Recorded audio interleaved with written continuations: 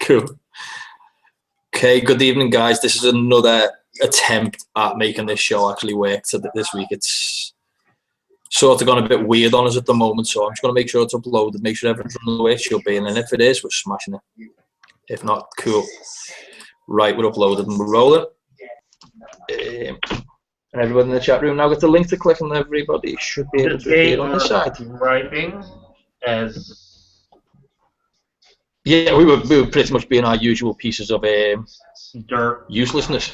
Let's good at that, Mo. You and I sometimes... Ed's not involved in that one, but you and I are good at that. Yeah. Oh, God, love it, man. Ed, sorry, thanks very much for popping back. Comment, but you're sitting there. Right, now, just to let you know, guys, now we're actually doing something called working. We're actually broadcasting. I don't know what the hell. That must have been like a new person mistake, that. That was planned, just so we could get enough time to build up some viewers. Yeah. We needed that. We needed to be able to pull it all together. But nevertheless, just so people who are actually privy to what was going on off/on/off air, we started the conversation about the Cecil Hotel and how lovely it'd be to stay there and how nice a place it actually turned out to be, awkwardly enough. Nevertheless, we'll start everything again. Gary Fisher, hey. Oh, man. The easiest way to call it. We've done a whole half hour of show till we realize, well, maybe half an hour of oops. I got a text saying, no, it's not working now. I got on our link, and I'm like, and then I started showing the cramp. Oh, God. Only us. We're good at it. We're good at it. Nevertheless, it looks like I'll read everything back out again that I started with. So, you guys okay if we start quickly again?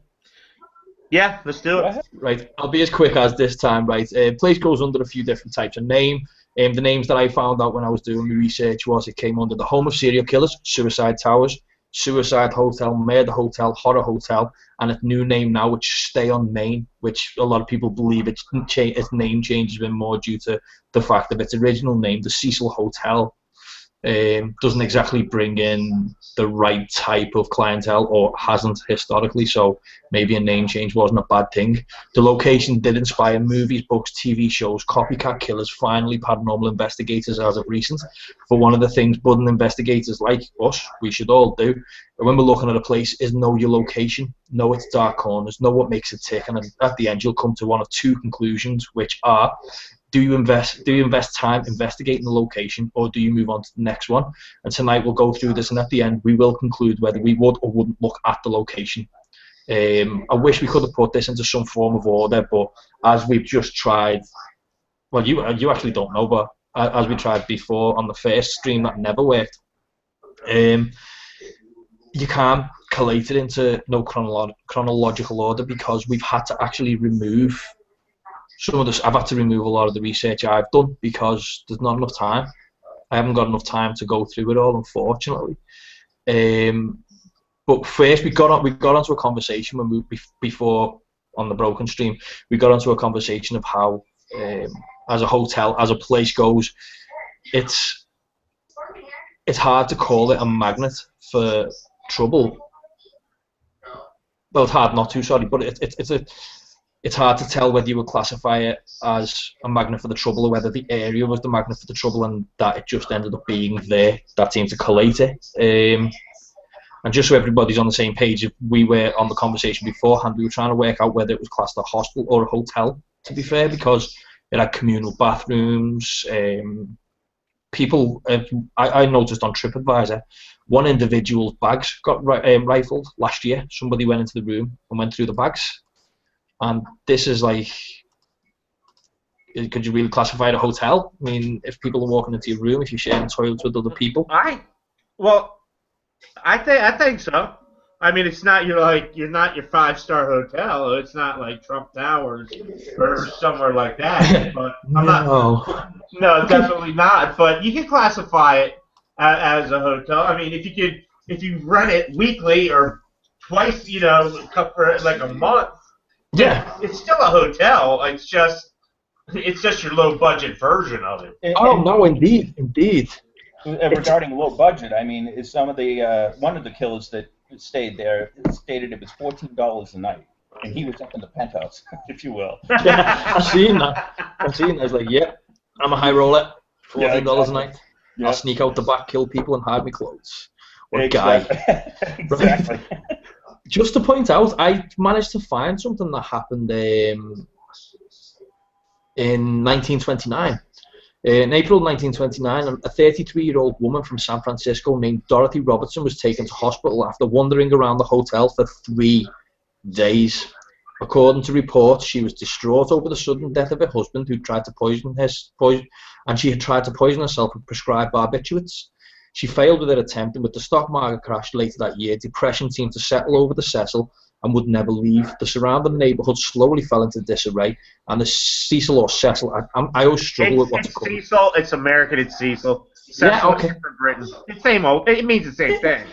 Okay, well, the Cecil increasingly became hostile for the shady and the sick.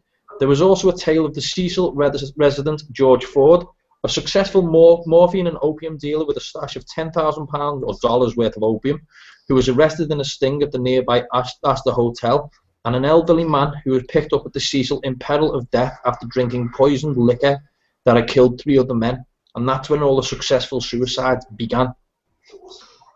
Which, the place just, I don't know, every single time you read something, and I stated the game when we were off air a little bit earlier, every single time you try and look into the place, you end up just lost in everything else that's happened. It just gets darker and darker and darker. Well, there's more, like, for the research you guys have done, I mean, there's always something new that's going to pop out that, you know, you think you've done all your research, and then you find out, like, in 1929, or something, because remember, at that time period, the hotel was 5 years old. So, I mean, yeah. And thinking about it, I think there's so much to these hotels. Yes, they say, oh, there's what, 6 suicides, 5, 6 suicides. There are so many more suicides that have happened in that hotel that have, you know, yet to be classified as suicides. Of course. Or deaths, you know how it goes. You see, murders and this and that. I think basically it's where it's at. It's location, location, location. I don't know. That's my take. I'll give you that. I'll give you that. Now, there's one thing which I did find was hugely disrespectful a few years ago. Was, I think, if I'm right in believing, Ghost Adventures decided to sort of descend their amazingness over the place. And, you know, something as raw as a place like that, you've got to hit it with taste. If you did ever investigate the place, you've got to go at it with taste. You can't just go in and go, oh, something scary happened, let's go for it. Somebody died in 2013. It's around the corner. I think somebody else died in 2015 just outside the doors. I think he was shot just outside. When you look at a place like that where it's active, it's still happening now, is it distasteful to just walk in with a camera crew and go and what's the difference about you going in there or somebody going into Auschwitz and doing an investigation? It's as I said in the past, it's a taboo. People are still there. People can still feel remorse. I can imagine, for instance, look at Eliza Lamb. I can imagine her family right now still feel that pain. And if I had a family member who was bipolar, yeah, no, she was extremely bipolar, actually. Apparently, yeah. She was one of many people in there who ended up. Weren't on their meds. Yeah. I mean, that's how it goes. Well, that's one thing. We did the autopsy. There was no drugs or alcohol in her system when she passed away. Yeah, she didn't take any of her special needs meds, as I call them. I'm big bipolar myself. I know I have my special needs meds, so I call it that. I'm not laughing, but you know. I'm there with you, brother. Yeah, you gotta have them, man. Do you know what? Right, I think both of you guys amicable the way you can deal with, obviously, with that. And I mean, I've seen Kate, I've seen you on the bad side of when you haven't had your meds, and yeah. I also seen that video of Eliza Lamb to give you a bit of, and I don't want this to become the Eliza Lamb show, because unfortunately what happened to her was bad, but she's sort of latest in a very, very, very long long list of people who have passed away. Now, just to change the subject slightly or to move over, Fishzilla TV said that Edgar Bagrowski's face ruins the camera, which then when I realised the fish part of the topic, and you don't fish, and you think, oh, I know who it is. I'm got a thinking I know who feeling. this is right here. that sounds familiar, that name, and then you think, Yeah, it does, doesn't it? Yeah, I'd like to lock him into the unknown. I know, I'm thinking, yeah. That's where I was going. But nevertheless, gotta love him. He's put, how soon after a death should you investigate a location like that? What is a respectful amount of time? In my opinion, a respectful amount of time would be. I think you can't investigate a location if somebody died 10 years ago. I don't think that's right. Hold on.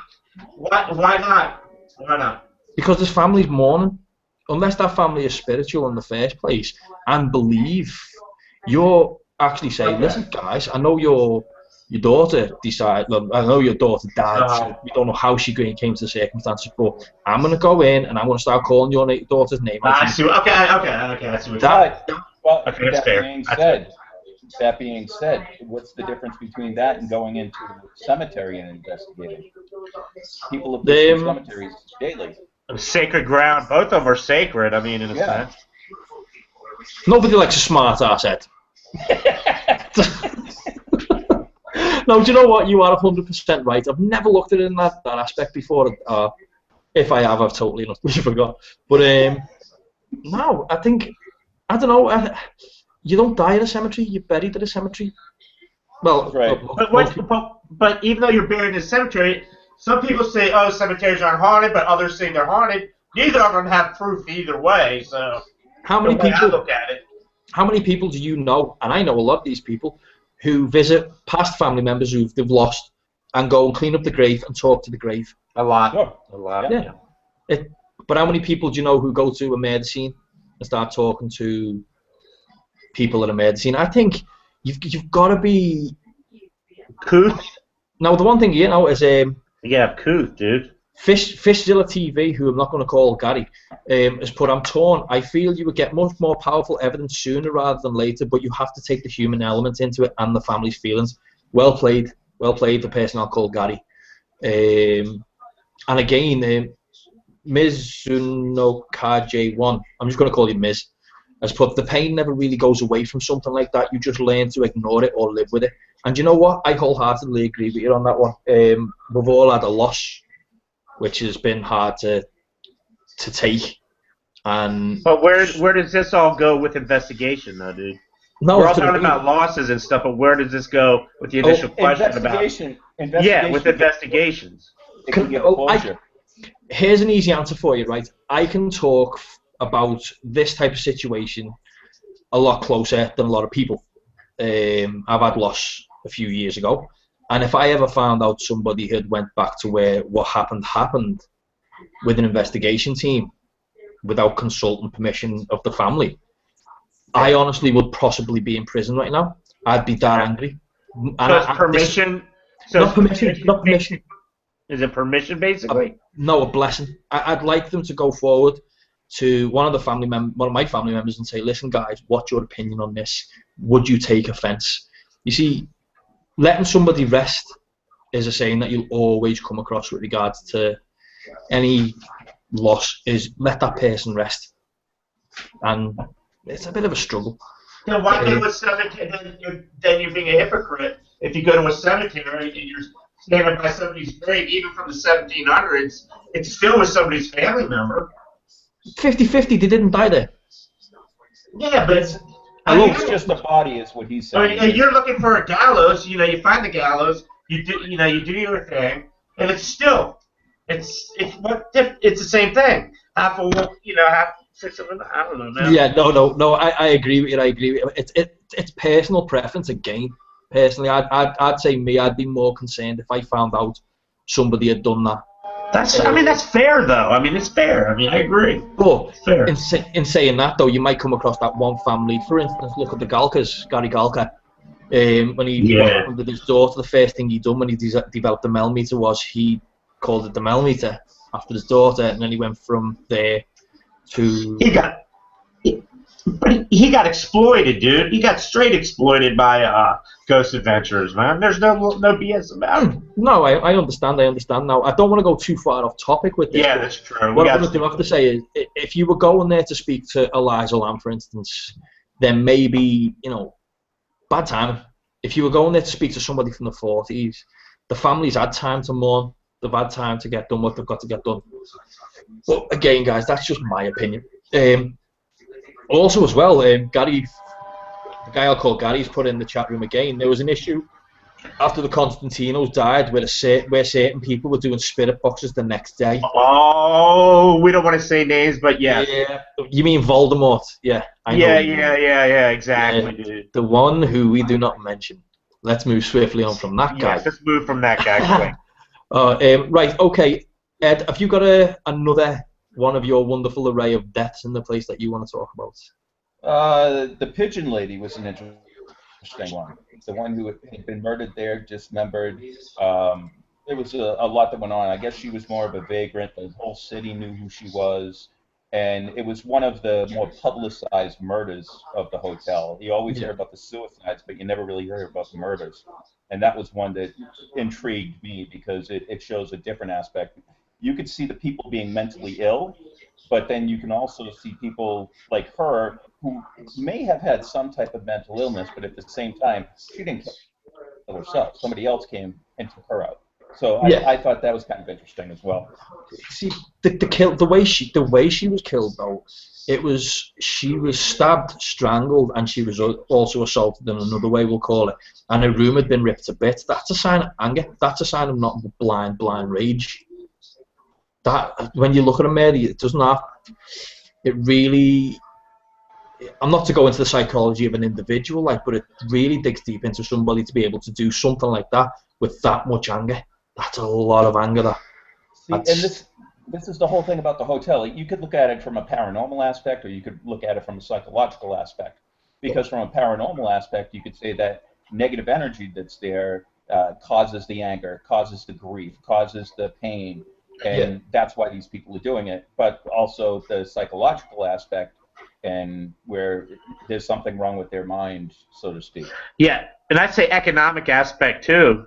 If they can't afford to get proper meds that they need and deserve to be on, it all wraps. I think it just all correlates into the same thing. I mean, I don't know. Yeah, no, I agree. But the one thing back to what Ed was saying is there is an old, I think it's an old proverb people used to use. It's that negativity is addictive. Negativity can breed negativity. So if you are in a place like that, which just seems dank and dreary, it's going to make you feel dank and dreary. And just to give you an idea, that this is not something which has lasted. This is, how can I put it? This isn't something which is just, back in the good old days, this was dark and dreary. This is now. Just to give you an idea, I spotted a review on a visitor left on the. A review from a hotel visitor on Yelp.co.uk. Are you guys okay if I just quickly read out? Go for it. Right. They put, "Oh my God, I live on the East Coast and I am very conscious about the hotels I choose. But the reason I picked this one is because it looked nice and there were so many advantages. Also, for a good price.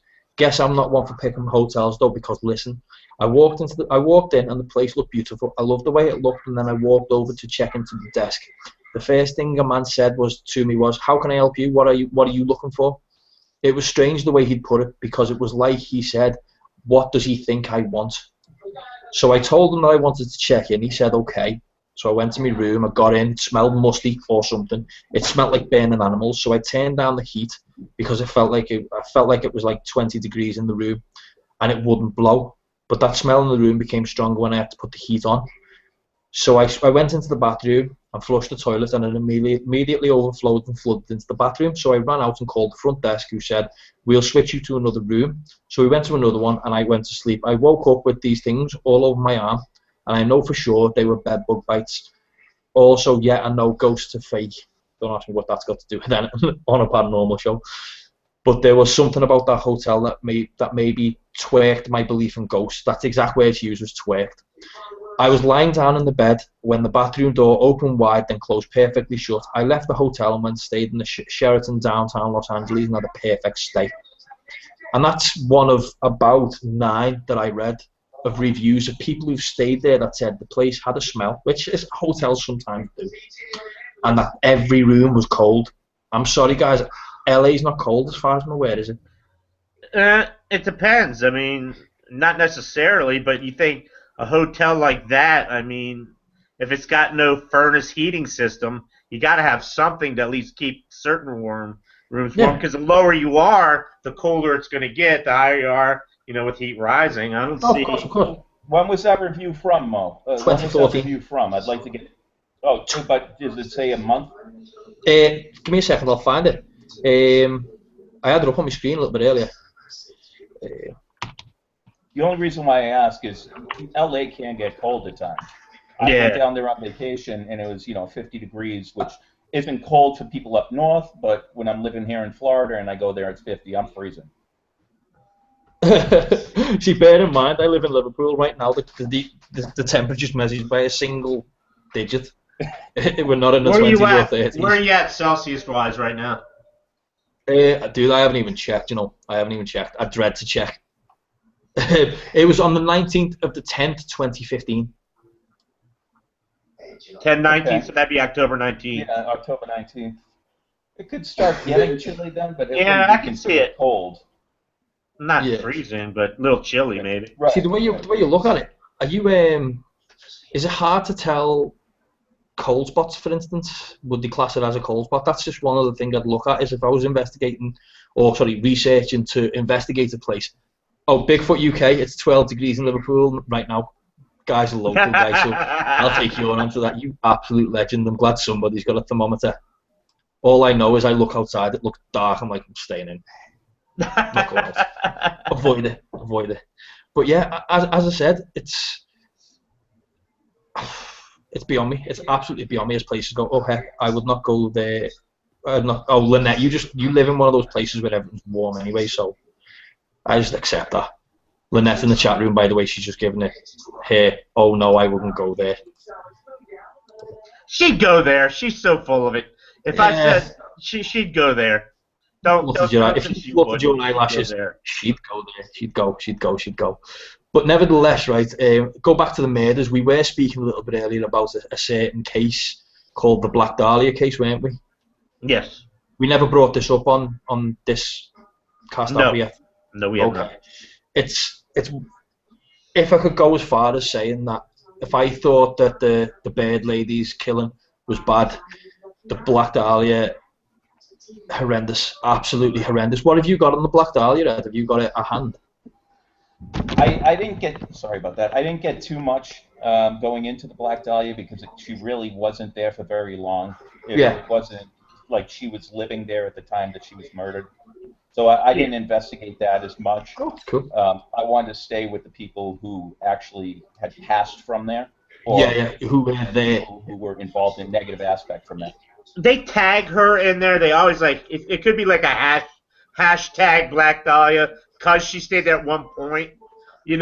She wasn't there when she was murdered. Her body was split in half down a ways, but Right. Well, okay. I'll quickly read it and we'll move on. The Black Dahlia was a nickname given to Elizabeth Short, who was born in July 1924 and she died in January 1947. An American woman who was the victim of a much publicized murder in 1947. The Black Dahlia, nickname which may have been derived from a short noir murder mystery called The Blue Dahlia, which was released in 1946. Elizabeth Short was found mutilated with her body sliced in half at the waist on January 15, 1947 in Leimert Park, Los Angeles, California. Short's unsolved murder has been the long source of widespread speculation leading to many suspects, along with several books, television and film adaptations of the story.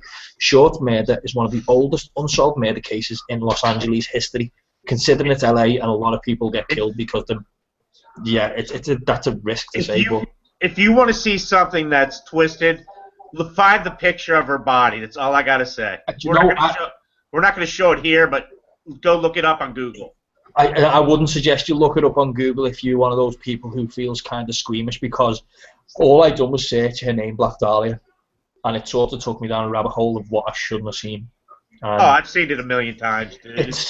It's truly sad, because now, and this is a good idea of a gauge of, like, if there was ever a statute of limitations on mourning somebody, between it becoming something which is terrible to moving along towards something which is publicised, effectively, is the best way of putting it. And people have got tattoos of it. People have got Halloween costumes of it. She died in 1947.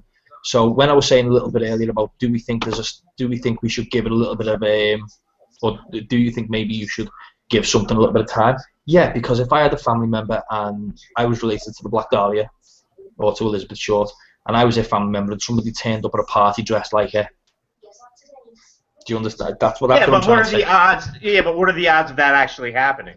If it was that popular, I mean, it wasn't as well. It was popular back then in the newspaper articles and stuff like that. But again, she wasn't a huge name. The only reason why her name got big was she was chopped in half. I mean, it wasn't the fact she was a big actress or anything like that. I mean, I think it negates everything. Yeah. Well, okay, let's move on to one that I'm pretty sure we're all really familiar with, which, to be fair, it's one of the most mind-boggling things I've came across, because I've researched it. We had a conversation with was it Brian Kano? Kano. Didn't we have a conversation with him with regards to it? It was either him or Christopher St. Booth, one or the other. I can't remember which one it was. And we had a bit of with regards to Eliza Lamb. I can't remember which one it was, but nevertheless, I looked into it when it happened. After it happened, I looked into correlating stories. Something not much dissimilar happened over in Britain, with a woman just disappearing and then getting found weeks later. She was from Newcastle, apparently. One of our other members, Stephen Foy, put me onto it, and I just ended up in this rabbit hole of YouTube trying to read through what I spotted. But the Eliza case, as it stands, there's you can't gauge it. You can't work out how the hell what happened. It's the easiest. What have you got on Eliza Lamb? There's quite a bit. I mean, with Eliza, there was different aspects of it. You can explain other things you can't explain. So as soon as, like you said, go down that rabbit hole, you could be looking at it as it was a situation of psychological, like we had talked about. But how did she lift that cover for the water tank when it takes 4 people to lift that cover? And if they showed a picture of the water tank and there's someone standing on it, it's huge. There's no way one woman could have done that. And then people also Oh, go ahead. No, go on. Sorry, I interrupted you. No. What I was going to say is there's a conspiracy, too, that at the end of the video, people have seen what looks like another foot in the hallway. So then people are thinking there might be, someone else involved in it. Oh, indeed. See, one thing I did notice, I don't know if everyone can see what's up on the screen at the moment. That's a picture of the murder scene. That's literally, I'm sorry guys, but that's Eliza getting brought down. One thing that you don't realise when you look at that picture is it's 4 tanks, and she was in this tank here, with the guy with the camera is, which is that tank where the lid's open there now. Okay. Answer yourself this one question, right? She gets up there, she comes to a locked door, which is locked from the inside, obviously. She gets up there onto the walkway, in between the 2 tanks, gets up onto the tank and into the tank, and then the door's shut on it. It's rumored that she was hiding. If you guys see the video, she steps out of the elevator, she's looking, there's no shadow of anybody else around there, and then she stops, acts like she's talking, and then then they go that they find her body up there. But as Ed and I were discussing this earlier, I think it was earlier, on when we got the show going, she had nobody saying she was bipolar, and she was not on any of her medication.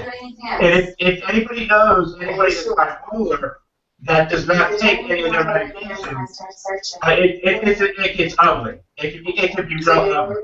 What's your take on that, Ed? Are you talking to me, Kurt? I'm Yeah. sorry. Yeah.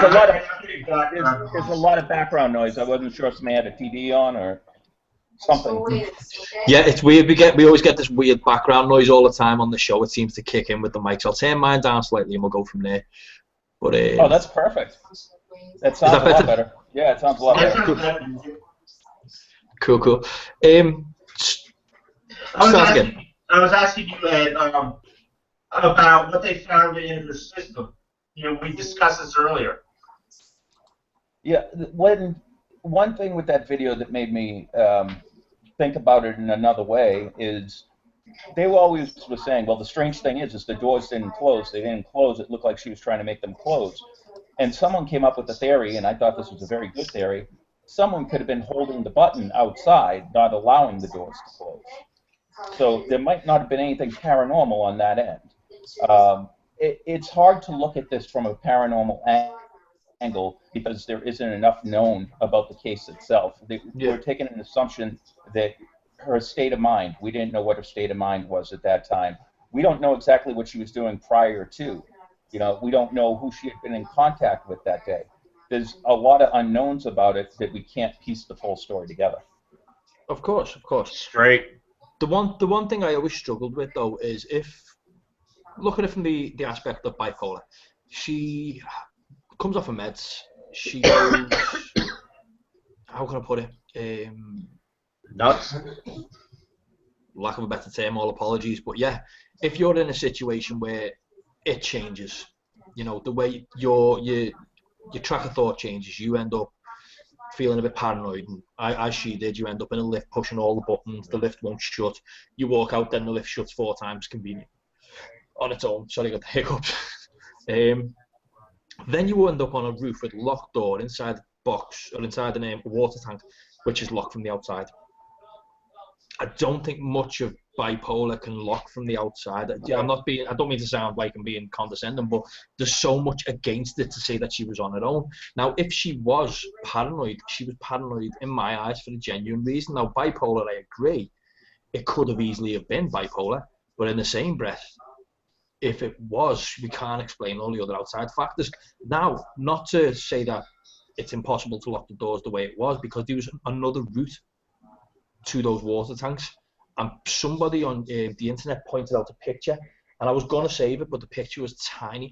And what it was is, if you could imagine that on the roof in Eliza Lamb's building, I'm trying to think of the easiest way I can explain it to you. She was in the top right hand window.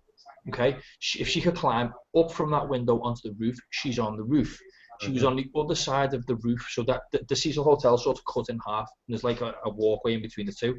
But there's a single course of concrete, looks like a concrete joist going from building to building. You could get across that, get onto the other roof. So that was one of the way people are looking at it, and maybe she took a different route to get onto the roof. But I'll always look at something and say, what's your reason for being in that place, in that position, in that spot when you pass away? But if you were in a foyer and you've been shot, then so be it. If you die in your bed, you're in your bed. Why would you be in the back water tank on a roof of a building? That's a struggle. I can't work out why should she. When you go back to what you were saying, Mo, about paranoia, the girl could have been hiding. I mean, bottom line is she doesn't know she could be hiding. We don't know how deep it is. We never looked in it. We don't know. Oh, of course, but I struggle more at the fact that... Sorry, go on, Ed.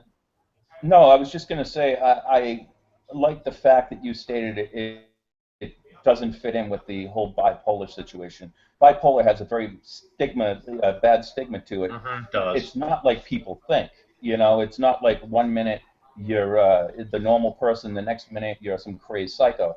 It doesn't happen like that. The paranoia like she had didn't happen like that. She would have to have other medical issues going on to be able to get to that type of paranoia, and that was never exposed to be. Of course, but where paranoia is concerned is we've all at one point in our life had some form of paranoia. I don't know if paranoia towards bipolar will be different towards being paranoia of standard paranoia, if there's ever... I mean, paranoia is paranoia, dude, to be honest with you. Yeah. So I'm struggling to work out which version of or what would push you to go up instead of down in a lift, for instance? Why would you feel that your last running point was up and onto a roof? Well, she was already up too. She was on the 14th floor when that happened. Yeah. So she was already up there. The thing that makes me curious is that, according to the coroner's report and the police report, she was only dead. That only happened a few minutes after that video. I don't know how they determined that time of death, but it was almost, within a 5-10 minute span from when she was in the elevator until she was in the water tank. And that, I don't know how that could happen. There's a lot behind that I just think that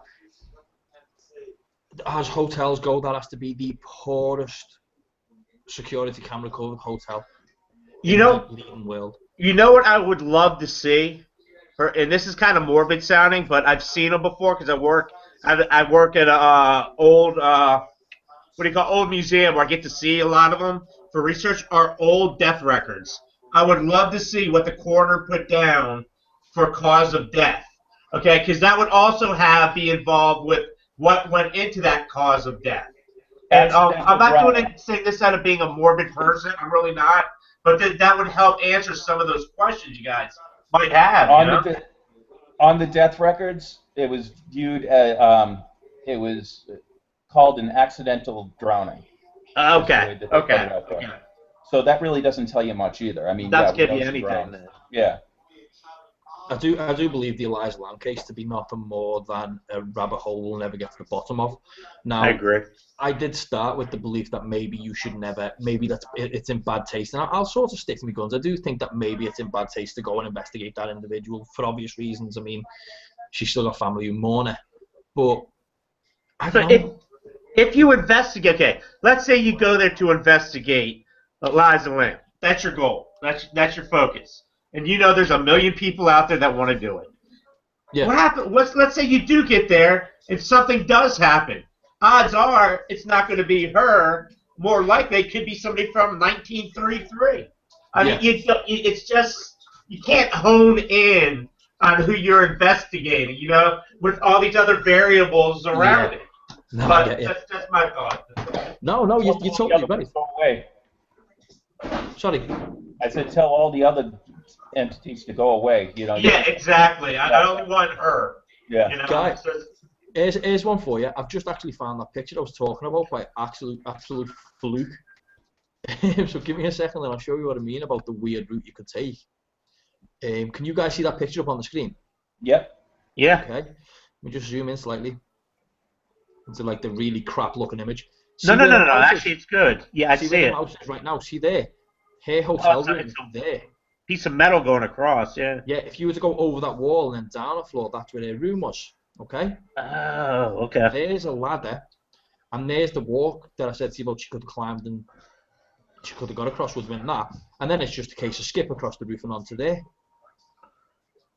But one thing I heard too is that the hole that they had open in the water tank was extremely small.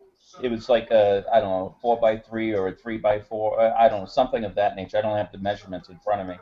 But it was extremely small that a body wouldn't be able, someone wouldn't just be able to climb right into that. Mo, I got a question. While you have that up, I have a question for you, Mo. Why do you think that she might not have been hiding from somebody? Because if I was going to hide from somebody, I wouldn't hide from somebody in a place which has only got one entrance and exit. That's my opinion. But what do you know? Do you know enough about her to know her thought process? If you're fight or flight, you're going to go in any. Well, what was that? You're going to go in any direction. That Black Dahlia, guys. That's a good picture. That's not the one for cut in half. But no, because you don't know what was behind her. She could have been hiding from. I don't know, dude. Of course. I just think it could have been. I'm glad Mo put that picture up there because right there, that tells you some of the things on the internet just aren't what they appear to be. Yes, I've read a lot of places where it said that it takes 4 people to lift the cover off of one of those water tanks. Obviously, that size of the hole in the water tank, that's a small cover. That wouldn't take 4 people. Secondly, they said it was so small and they gave these measurements, which made sense. She wouldn't have been able to get in there. I, with my fat ass, could probably fit in that hole. There's more to the story than what you're reading on the internet. No, I totally agree. The newspapers and tabloids, they love nothing more than making money. And the only way they're going to make money is by making people read the newspapers. And the only way they're going to get people to read the newspapers is to sensationalize and nothing more. So that's, again, my personal opinion. But back towards more the suicides of the building now, where Eliza Lamb's concerned, that is just one rabbit hole you get dragged down. That's going to be one of these conspiracy things, I think, guys. That'll never be like fully answered unless there was, let's say, a serial killer that happened to be staying there. Not Richard Ramirez, the Night Stalker, not the other guy, and I forget his name, and I apologize. It's never going to. I think it's like most stated. It is a rabbit hole that you go down and you'll just keep on going. You get stuck in, unfortunately. Yeah, you do. Right. As for the suicides, I managed to spot a suicide that happened there. Where was it? No, it was when you listen to a suicide in the building, right? Somebody jumped out of the window. Where was she? Helen Gurney, early 50s, leapt from a 7th floor window, landed on the Cecil Hotel marquee. That was in 1954. And there was another one where in 62, right? Yeah, there's one. She jumped out the window and she pulled telephone lines down when she was going down. I heard one of the ladies landed on some guy. Yeah, that was Pauline Otten. Was that it, Ed? Yeah, Pauline Otten, and it was George. George Gianni. Yeah, and who she landed on. Imagine that poor guy's bad luck. This woman ends up jumping out the window and lands on him, and they're both dead. I know this is in bad taste, but you know for a fact he was walking down thinking, do you know what, I think I'll have a cigarette. Life's good. Yeah. Wonder what it feels like to have a woman on top of me. Shouldn't have said that. Shouldn't have. Yeah. That's good, I like that. That was good. That was good.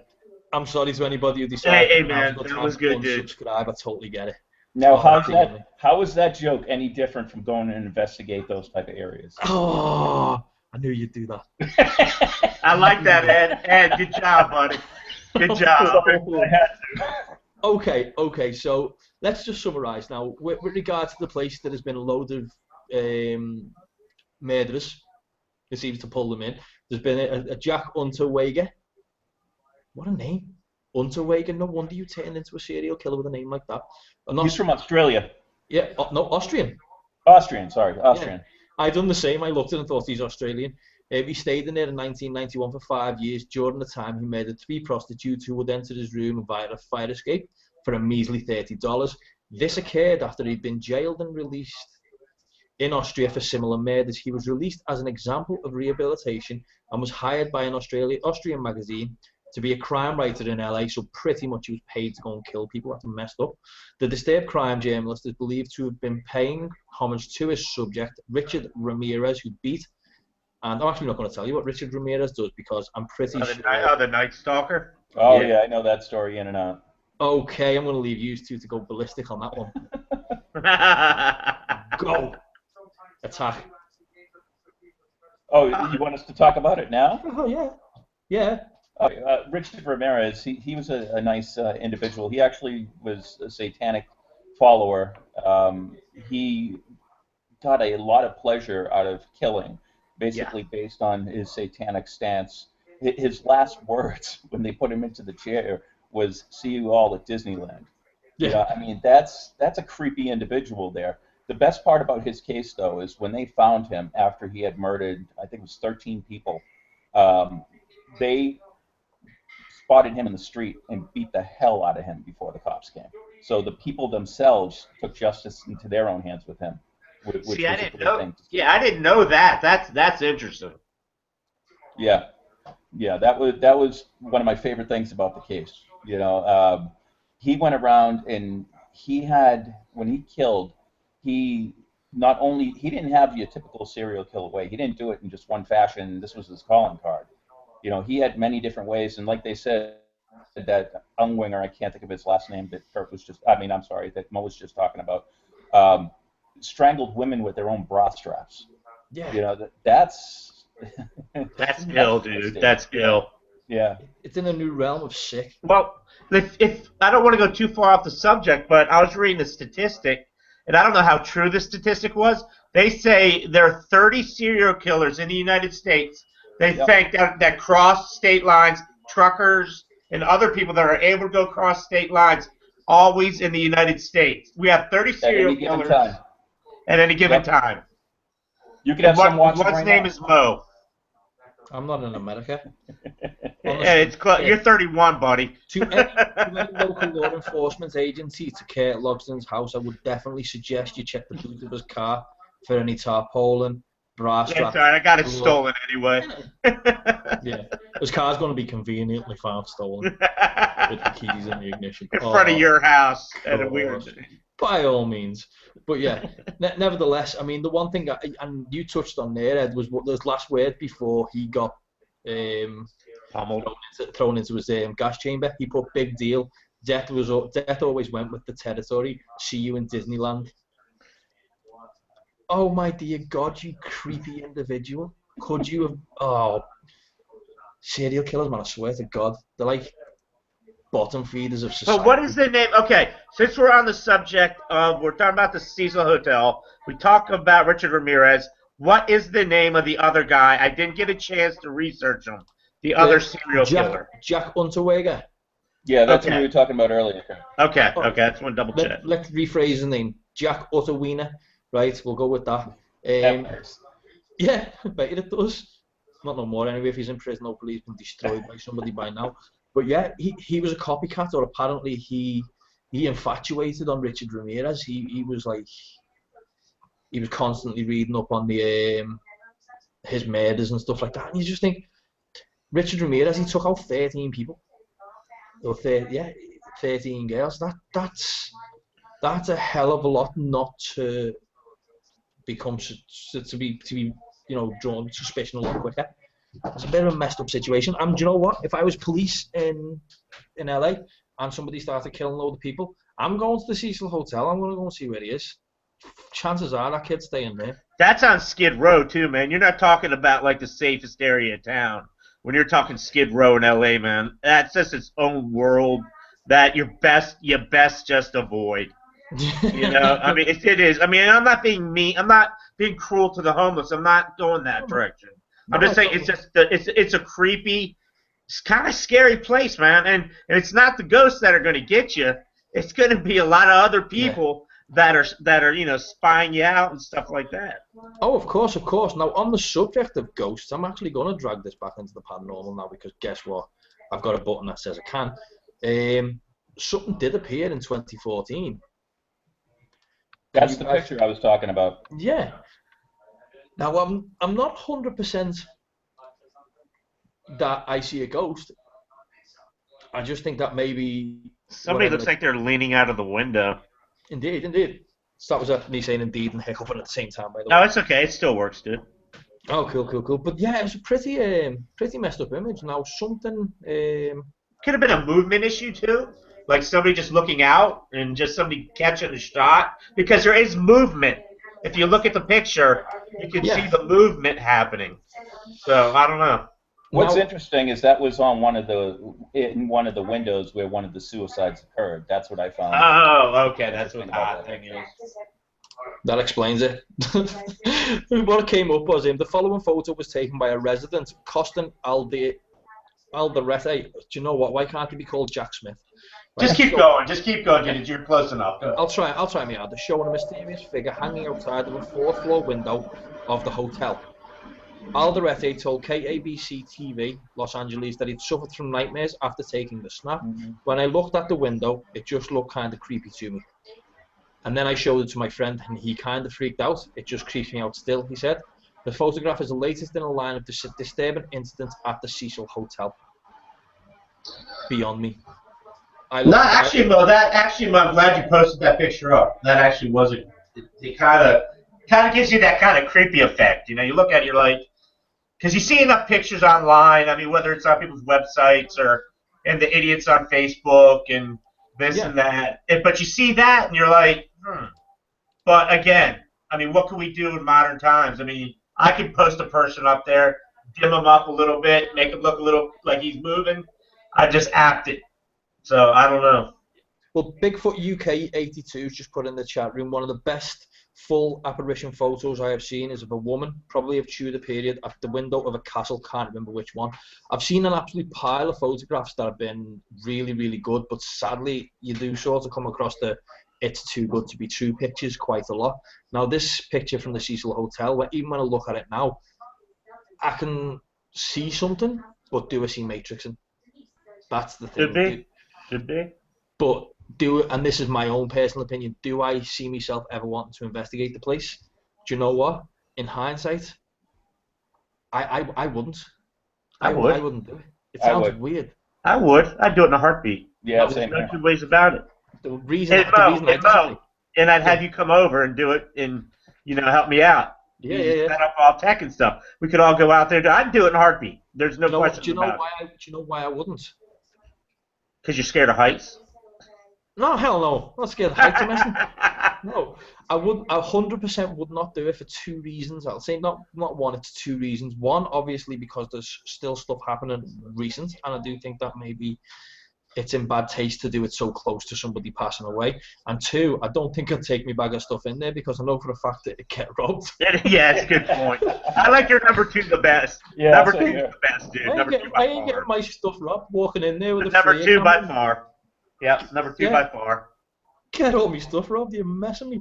But no, I mean, I'll ask the same question to people who are in the chat room, and then I'll give them a few minutes to answer. Would you investigate it, and for what reason would you or wouldn't you investigate it? Now, let's leave it with that. We'll give it a few minutes in the chat room, let people mull over it in the chat room who want to get in, throw their opinion in the chat room. But again, as I said, for me, I think it's a bit of a no-no. Now, what I will say to you is I think it's next year, either late this year or early next year, they're actually making a movie about Eliza Lamb. There's always... Oh, really? Yeah. Now, question two is, if nobody understands the story or knows what the story's about, how could you make a movie about it? Well, that's just it. Is Hollywood will be able to sensationalize it because the people don't know the true story, the full true story. Yeah, create the true story. Yeah, and ruin it by creating their own true story of the whole thing, and 90% of the public believing. So. Gary Fisher said yes, he would, simply because of the sheer number of claims. But unfortunately, I wouldn't go because I love living in Florida, in the old people part of Florida too much. I don't know if he really said the bottom part. I just put it there because I like that. I like the addition. That was good.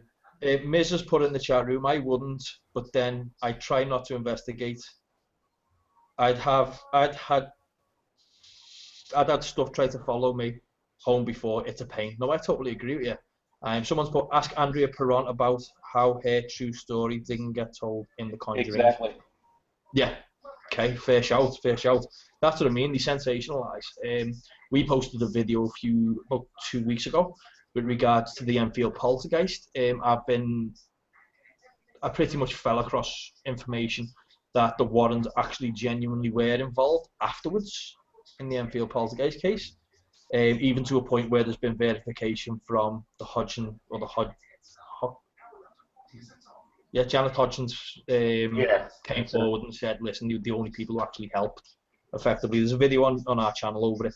But yeah, I can see what you mean, where TV does sort of grab it and pull it to one side. They sort of destroy it a little bit. But that's show business, unfortunately. I just hope to God that it's done in a bit of a tasteful manner and with different names, because again, Eliza Lamb's family tried to sue the hotel unsuccessfully in 2015. I don't know what you could sue them for. That's the only other question. I guess you really can't. I mean, unless you got a great lawyer, you're going to do well. But aside from that, you're going to spend a lot of money on nothing. But what could you sue them for? I don't get it. I mean, you can't. That's why I agree. What? You can't. It's a bit of a weird one, like, isn't it? It's a weird story. I think that'll never be like. It's going to be like never fully. Yeah. Kind of. It's never going to. The true story will never come about. No, I don't know. Also, Bigfoot 82 has been in the chat room. I thought the recent TV program was quite bad. He's talking about the Enfield poltergeist. He was that sucked. I haven't even bothered watching it. I tend not to watch horror movies if I can help it. It's not even horror, dude. It's that bad. It won't even follow that. I've even stopped watching all the ghosty shows, like the paranormal investigation shows. They don't even. I just watch them, and you just look and you think,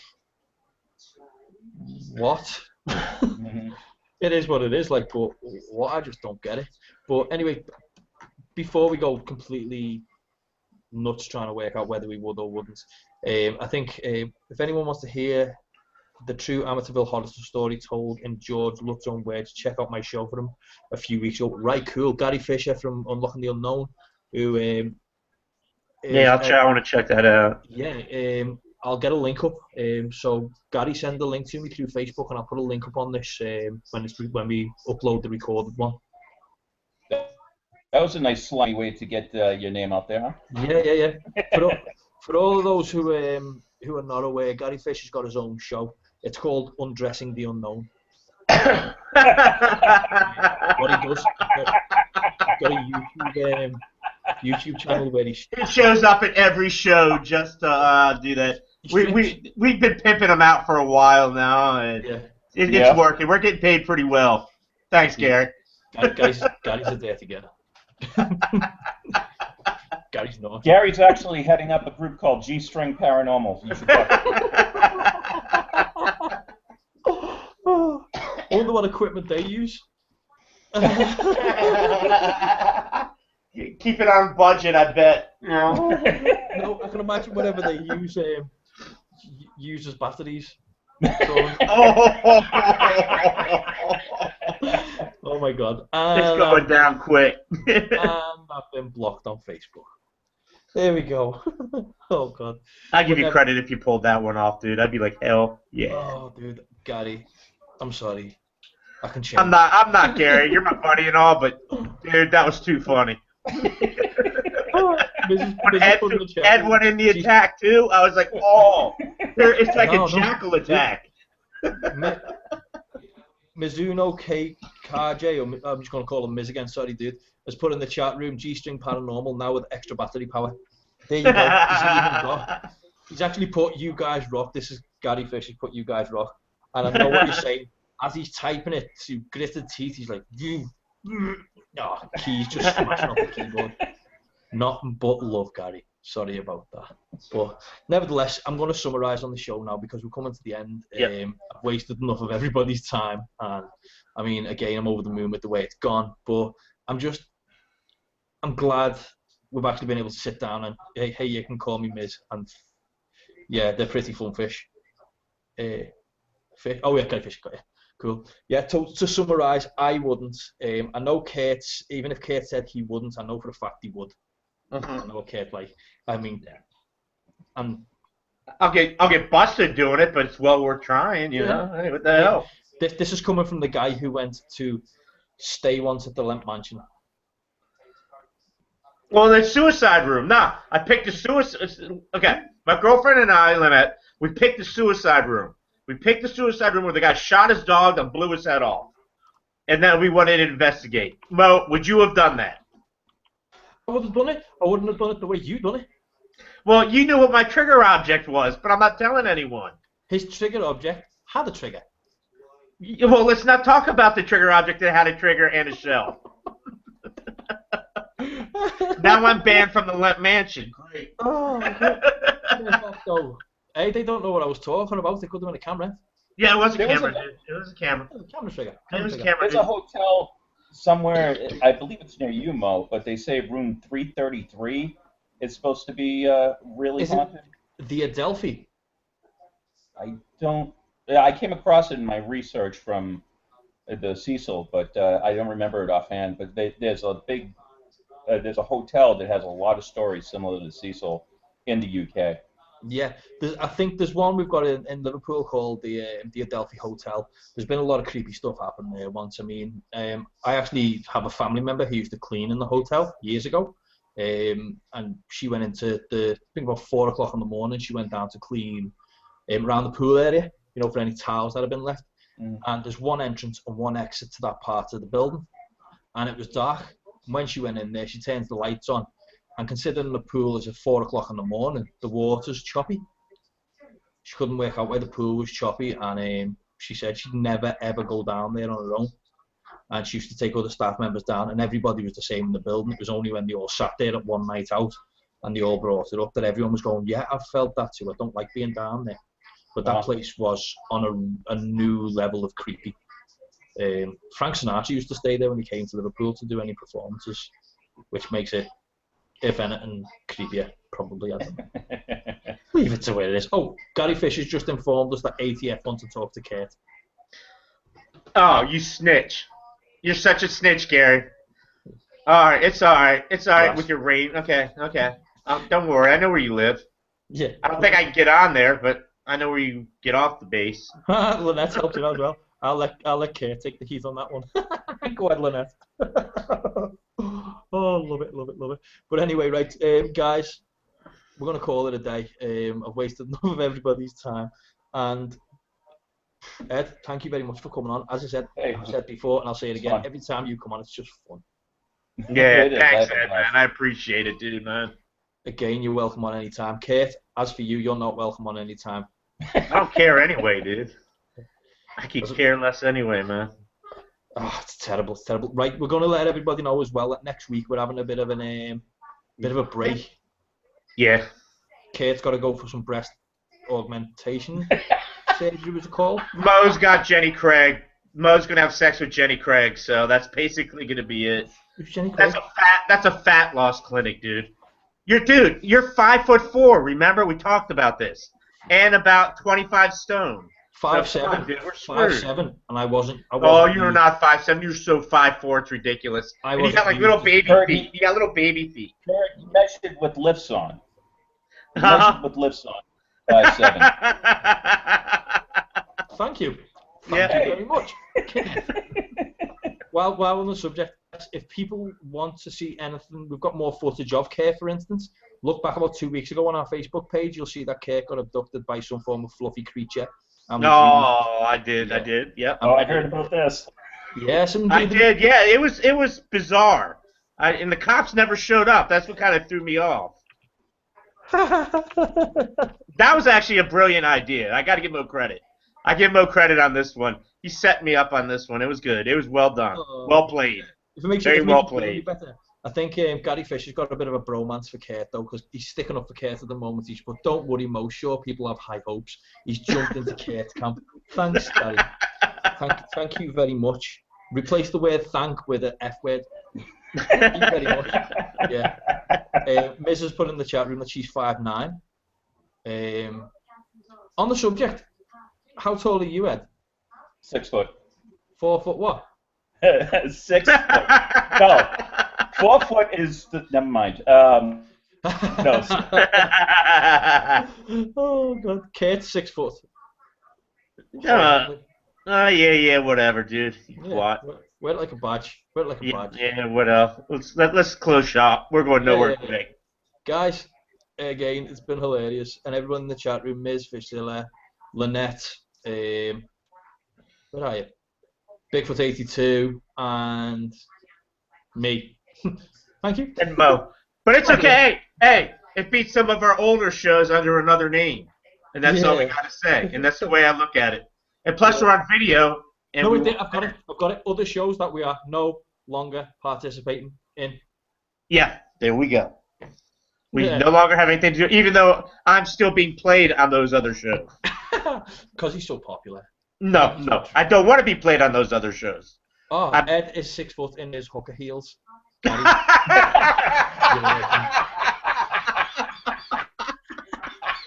Oh, you got slapped, Ed. Oh, that's awesome. Guys, listen, for all the only reason why he knows that is because he hired me one night, and he's mad that I wouldn't touch him.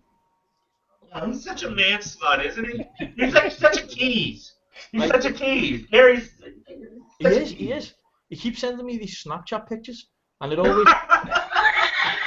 and Mo's getting dick pics out of Florida. That's fucking weird, dude. He keeps sending me pictures of his cleavage. I don't know why. It's messed up. Oh God. We better shut down, guys. Okay, right, for all in the chat room, thank you very much for coming. What I'd suggest you do is go and find us on Facebook under Beyond the White Noise Paranormal. Please subscribe. Subscribe there. Find us on Instagram. All you need to do on Instagram is search the word paranormal, and I can guarantee you in the top 50 photos, 25 are from me taking photos of weird crap. And yeah, find us on Twitter as well. If you don't find us there, then you won't listen to our insane rants during the week as well as at the end of the week. But again, thanks very much for popping on. Ed, thanks very much for coming. Kate. Thanks a lot, Ed, man. Appreciate it, brother. Kate, no problem, guys. I had a great time. No, I love going. I love going at you, Lord. Yeah. Not like Kate. that. That sounded kind of gay, but